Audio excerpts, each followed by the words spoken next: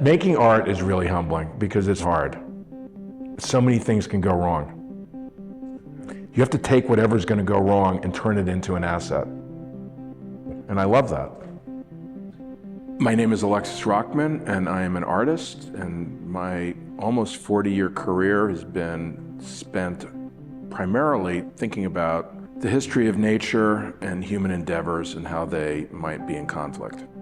As a kid, I had this passion for drawing and collecting animals, mostly reptiles and amphibians. I like things that are unlovable, or I think they're lovable. I realized that there was a whole art scene in New York in 1983, 84, and there were tons of young artists. And why not me too?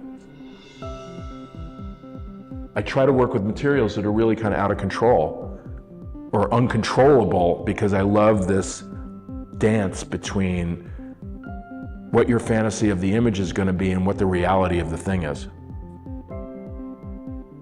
I am a kid that grew up, very aware of Earth Day and the first conservation movement in the 60s. That's the legacy I want to be a part of. That's awesome.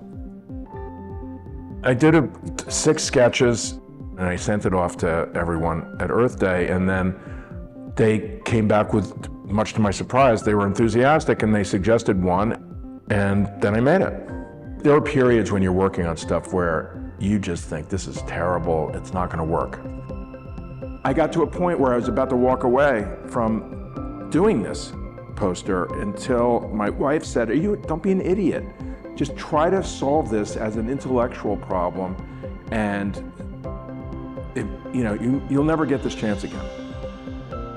I ended up taking oil paint and drawing the grid over the watercolor to make it clear, because it needed to be super clear that this was an object that was made out of technology, the rectangle that was the solar panel.